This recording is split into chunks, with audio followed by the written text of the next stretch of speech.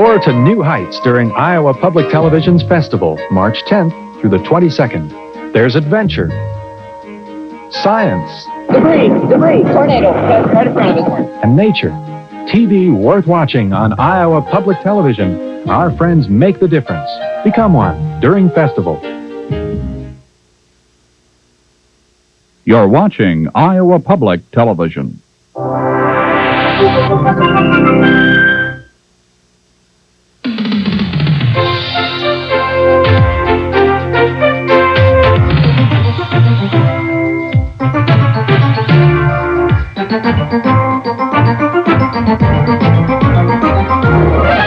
Obviously a major malfunction. Has the United States space program fallen behind the Soviets since the explosion of the shuttle Challenger last year? Some experts think so. Well, if I had a chance to propose what we were going to do to catch up, I'd say let's go for it like we did Apollo. Others point to the military dangers of falling behind the Soviets in space. The Soviets have no compunctions whatsoever about, quote, militarizing space. They have been trying to militarize it from the very beginning. Is the United States losing the race to the future? And how can we regain preeminence in space research and development? In our Washington studios, we'll ask Dr. Robert Jastrow, the former director of NASA's Goddard Institute for Space Studies and currently a professor at Dartmouth College, and Dr. John Pike, associate director for space policy at the Federation of American Scientists. Meeting the Soviet challenge in space. From Washington, this is American Interests. American Interests is made possible by grants from IBM, Exxon, Avis Incorporated, and Pfizer, Inc. Additional funding is provided by the Starr Foundation and the John M. Olin Foundation.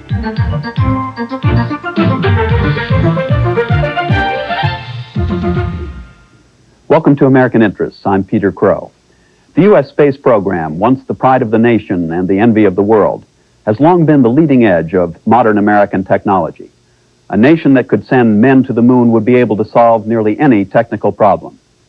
Last year, however, the shuttle disaster left the U.S. space program earthbound, while the Soviets scored numerous successes, including putting a new permanent space station into orbit.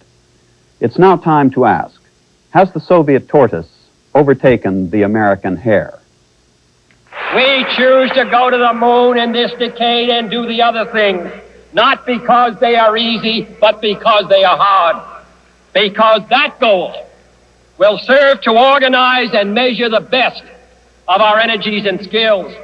Because that challenge is one that we're willing to accept, one we are unwilling to postpone, and one we intend to win. With those words, President Kennedy began the race to the moon. And in July 1969, Neil Armstrong won that race, becoming the first man to walk out of this world and into another. Tranquility Base here. The Eagle has landed. That's one small step for man, one giant leap for mankind. At that moment, one that every American over the age of 30 will remember vividly, our technological prowess was supreme. We had recovered from the Sputnik shock of 12 years earlier, when in 1957 the Soviet Union had placed the first man-made satellite in orbit around the Earth. After the excitement of the 50s and 60s, the space race between the United States and the Soviet Union seemed to cool. The U.S. sent astronauts to the moon a few more times, then NASA turned its resources to the reusable space shuttle and the Skylab. By 1986, there were 4 shuttles in the U.S. space fleet, and to the public at least, their missions had come to seem almost routine. Then on January 28, 1986, liftoff of the 25th Space Shuttle mission, and it has cleared the tower.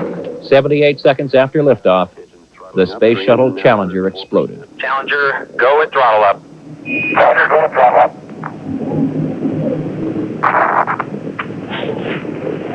1 minute, 15 seconds. Velocity 2,900 feet per second. Altitude 9 nautical miles. Downrange distance 7 nautical miles. As the smoke from the explosion cleared, the aura of U.S. technological invincibility dissipated. The United States clearly suffered a very great setback a year ago with the explosion of the shuttle Challenger and the loss of those astronauts. It has, for the moment, held up our ability to put very heavy units, satellites, and other spacecraft into orbit. As the U.S. space program struggled, progress on the Soviet side was impressive. On February 19th, less than a month after the Challenger disaster, the Soviet Union launched a new space station. The so-called Mir station is designed to be the hub of a permanent manned space research complex and joins a Salyut space station already in orbit. The Soviets have had an operational space station on orbit since 1971 permanently. They are now on their 8th station. The Mir is really the 8th of the line. They have 2 up now. There is a very good chance, given the rate at which they are building their space stations, they may or may not have another one completed. In 1986, the Soviets flew their Vega 1 and 2 satellites past Halley's Comet. Declining NASA budgets had forced the U.S. to forego such a mission. To the world community, the contrast was striking. And last year, while U.S. launch systems were inoperative, the Soviet Union made more than 90 successful launches, far outstripping the rest of the world and preparing their entry into the commercial launch services market. The Soviets are taking advantage of this remarkable loss of capability in the free world, U.S. and French, to launch payloads. And they're trying to make some money on it and also sort of rub our noses in it that we can't get things into space. They've gained a great deal of political advantage. They've even started showing launches of space vehicles, which they never did before, at least not in real time, they wouldn't, to show how confident they are as opposed to those poor Americans with all of their failures. The next U.S. space shuttle launch has been delayed until at least February of 1988, and the first permanent U.S. space station will not be in orbit before the mid-1990s. When you really want to think about whether the Soviets are ahead of the United States or not, you have to say, what is it we want to do? And the Soviets are there. They are doing things, and they are doing things on a routine, steady, incremental basis. So in that sense, they're ahead of us. Whether or not they have equipment that's as technically sophisticated as ours is another question. But their equipment is there, no matter how good it is, and our equipment is not there in a manned mode today.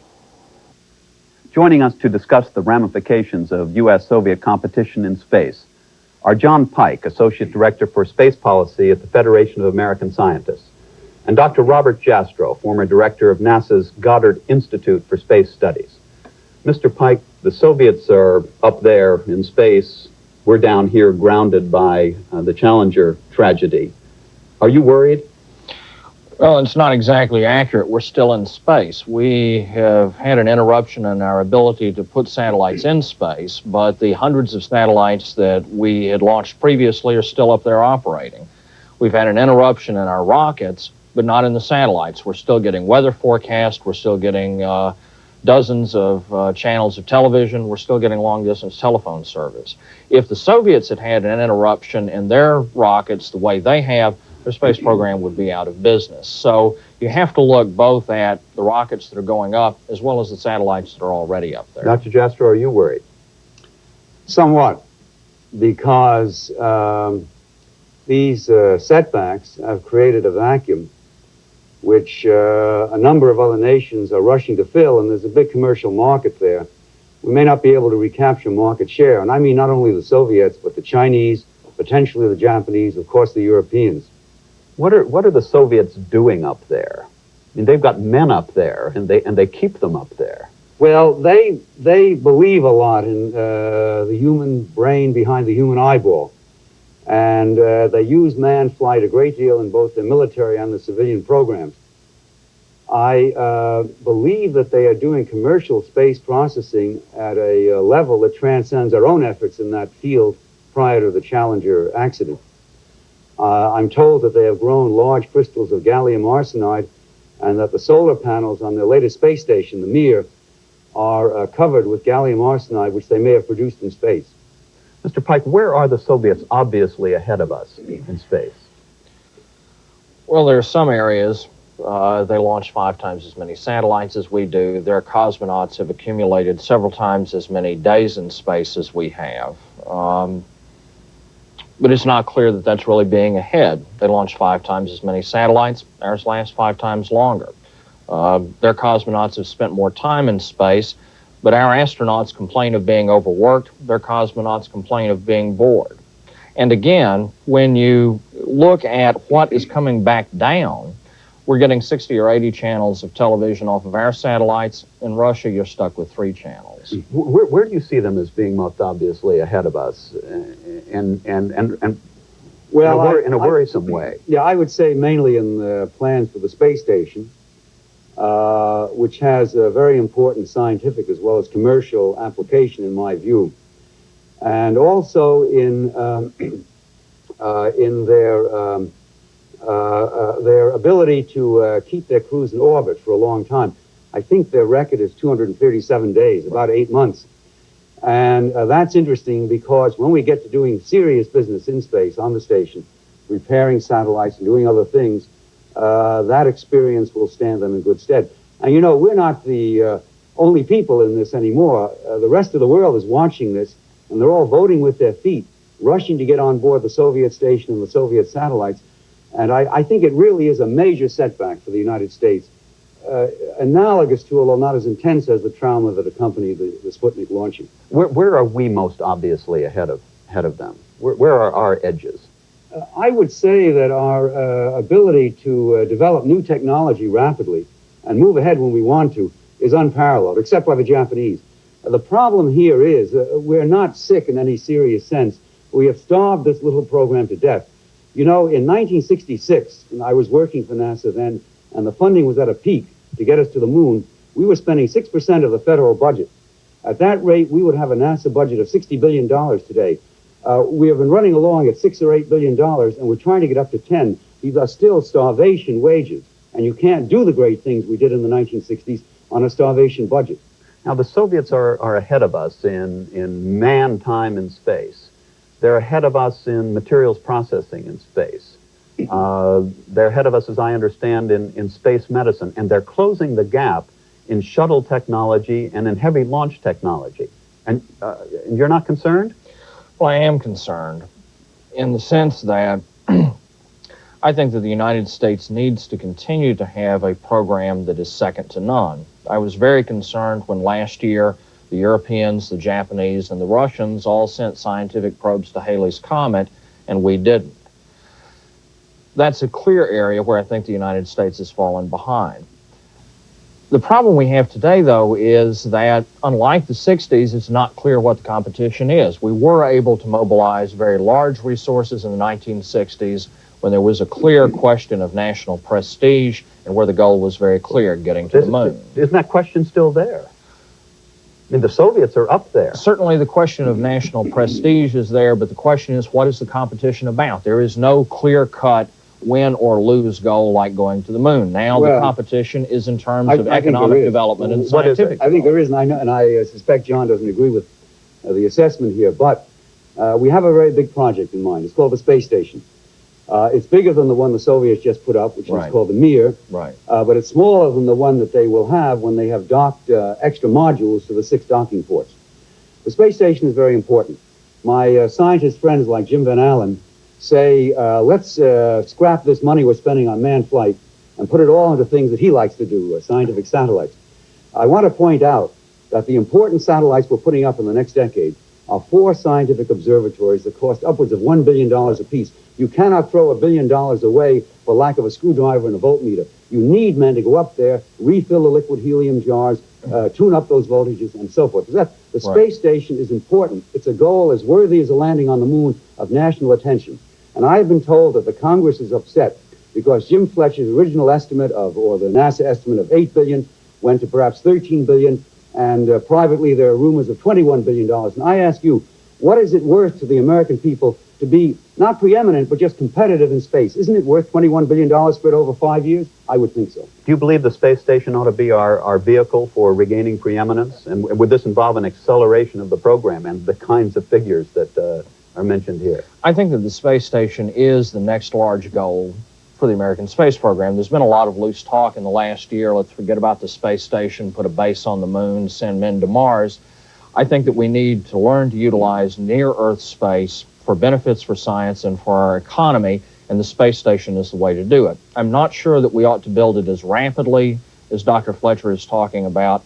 I'm very concerned that because of delays in the shuttle, that a number of the experiments that would go on the space station are just not going to be ready for it. But I think that the thing that we need to be focusing on in the 90s is the space station. Gentlemen, let's pause for a moment and take a look at Soviet challenges to U.S. security, scientific, and commercial interests in space. There is a reasonable fear that if the Soviets gain the kind of military capability that they seek in space, that they will, in fact, deny entry into space. We can't deny the Soviets access to space. I don't really see how they could deny us access to space. Since the beginning of the space age, the United States and the Soviet Union have used space for military purposes. Both countries orbit military satellites to monitor each other's activities and to coordinate their own. Two of the Soviet Union's Salyut space stations were dedicated specifically to military tasks. And the development of anti-satellite weapons, or ASAT weapons, such as this Soviet system, can now threaten military satellites themselves. The Soviet anti-satellite capabilities, which are quite mature, as a matter of fact, were already considered to be operational when I left the government as the head of defense intelligence. The Soviet Union has tested devices which can kill satellites. They certainly have, and they have a system in place, a clumsy system, an ineffective system in real terms, which can only at best hit satellites in low orbit. But they do have such a system, and they have conducted tests. So, incidentally, has the United States. But we are at a junction where we could go into negotiations with the Soviet Union to ban this whole class of weapons and prevent very potent ones, very powerful ones, from being deployed. Separate from their strictly military programs, the Soviets continue to conduct scientific research on board their space stations. Soviet cosmonauts have amassed significant experience operating in space. Certainly when it comes to manned hours in space, the Soviets have logged a lot more time of human beings in space. So in terms of life sciences, I'm sure they're finding new breakthroughs continually as a part of having a benefit of having a space station in orbit for over a decade now. The implications of the competition between the United States and the Soviet Union in science is that science is the acquisition of knowledge.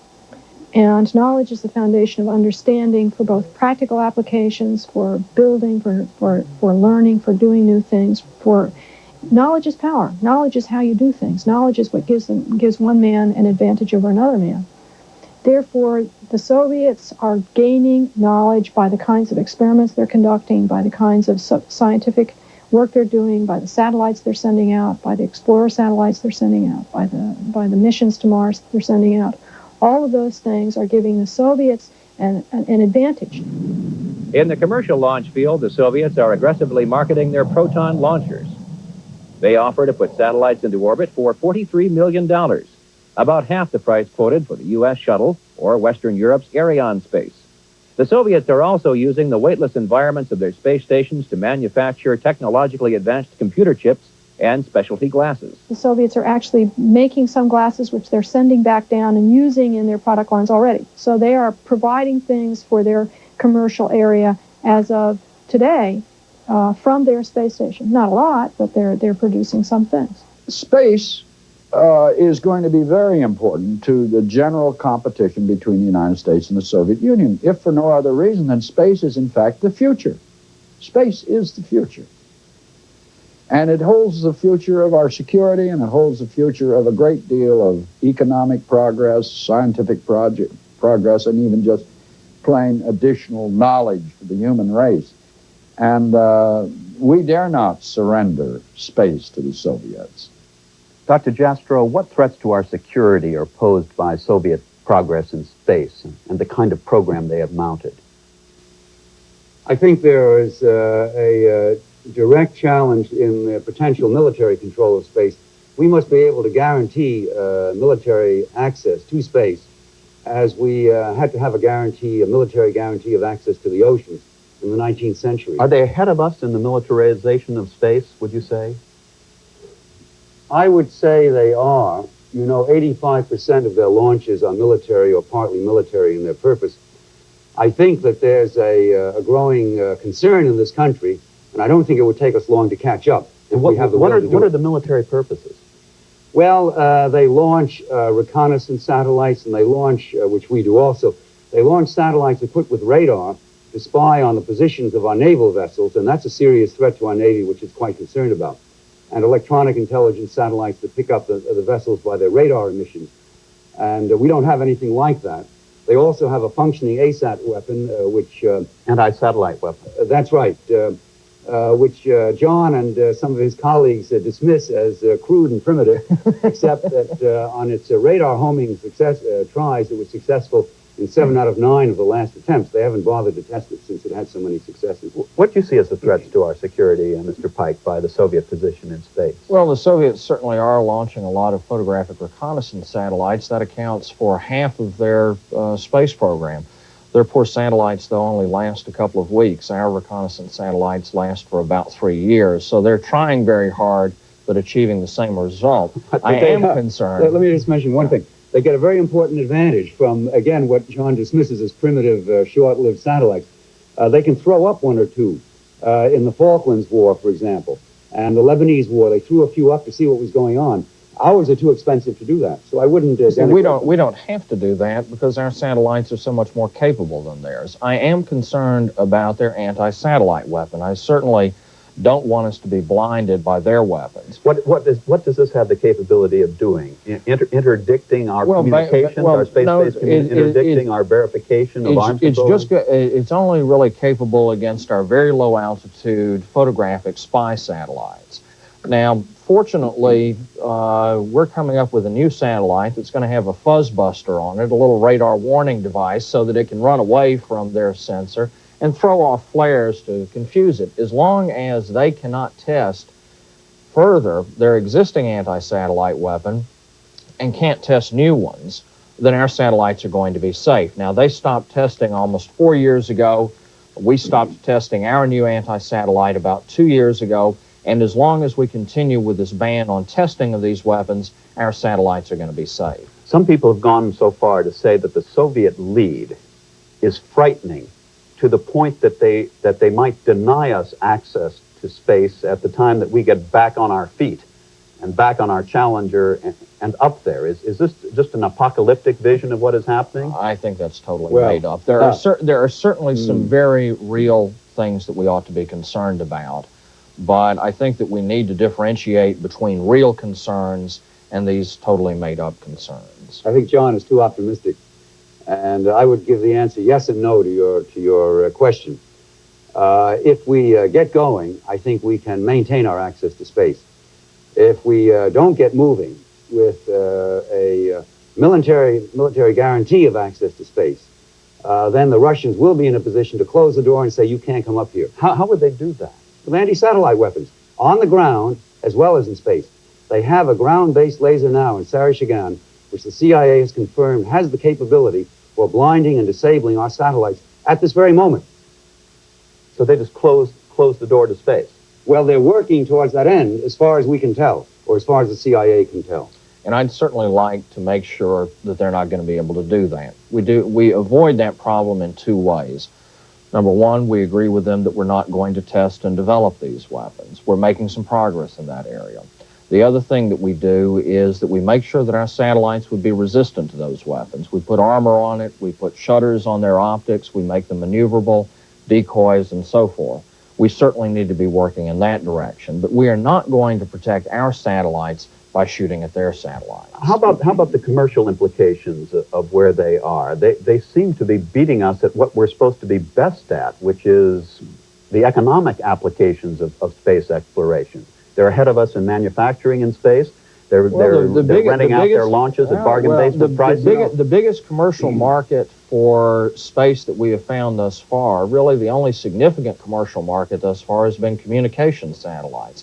And like I said, you go to Russia, you get 3 channels of TV. Here in the States, it's 60 or 80 channels. But nonetheless, the Proton is starting to take market share away from the United States. You just the Soviets have yet to sell a single one of those launchers. Well, the Chinese are selling. I've heard of a number of customers have signed up. But they're wooing our allies, are they not? They're trying to get business from our allies. Yes, and they are getting scientific business, and I think they will get commercial business too. And I think the meaning of it is you cannot keep market share if you starve your R&D operation. We have starved our NASA program. We've got to get it to a robust state by funding it properly, and then we'll recapture our market Is this share. basically what happened? We've starved NASA? Look at the numbers. We were spending, again, 5% of the federal budget in 1966, the peak of the Apollo funding, doing marvelous things at that time. In the 70s, we cut it down, and we have now at the $6, $8, or $10 billion level. If we were spending at the 1960s rate, we would be spending $60 billion a year. What could a space program do with $60 billion? A lot more than we're doing today. Is this what happened, Pike? Well, I think what happened was we had a very clear-cut goal, a national commitment to meet that goal, and we did it. We won the race to the moon. Since then, we have been trying to find other goals in space. They've turned out to be much more amorphous, and I think that the managers of the space program have found it to be much more difficult to sell a modern space program to the American public. Is this another way of saying we've lost our will to be number one in space? We have not lost our will. What we have been faced with, though, is a nostalgia for the good old days of Apollo. Rather than trying to explain to the public what today's space program would be accomplishing in terms of the space station, in terms of commercial applications. But is that really going to do it? Don't you have to go to Mars or something like that? Well, that's right. You have to use some imagination, as Kennedy did. The Congress supported him then. The people have always supported him. Only a few scientists have been grumpy about it. But we were spending at the level in today dollars equivalent to $60 billion a year. We're not going to do that today, and simply saying, why can't we be like Apollo, is not going to bring that money back. Why not spend $60 billion? Because today we do not face the type of political challenge that we felt that we faced in the period of Apollo. And NASA administrators have been going up to the Hill for the last 15 years, selling these grandiose plans to the Congress, and the public is simply not buying it because it is obvious that the cost exceeds the benefit. Thank you, gentlemen. I'm afraid we've run out of time. And we've got plenty of space left, of course. Until next week, for American Interests, I'm Peter Krogh.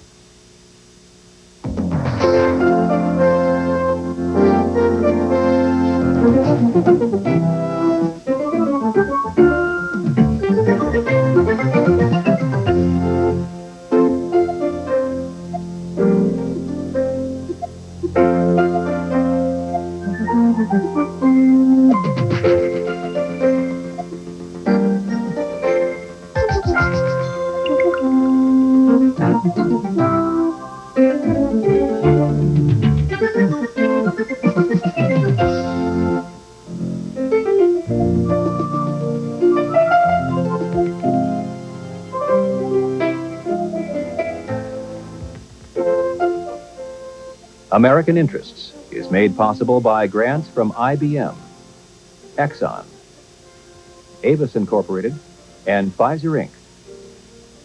Additional funding is provided by the Starr Foundation and the John M. Olin Foundation. Videocassette copies of American Interests can be obtained from the Blackwell Corporation, 1255 23rd Street Northwest, Washington, D.C., 20037. For a transcript of this program, send $3 in a self-addressed stamped envelope to Rapid Transcript, P.O. Box 70808, Washington, D.C., 20024. Please specify program topic.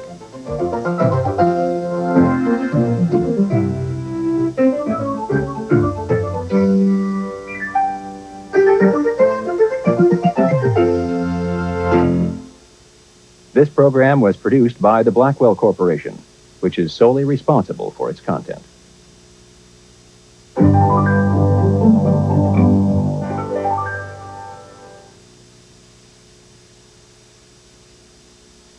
Hello, I'm Mark Russell, and we're here in the Catherine Cornell Theater in Buffalo for another half-hour of political satire on public television.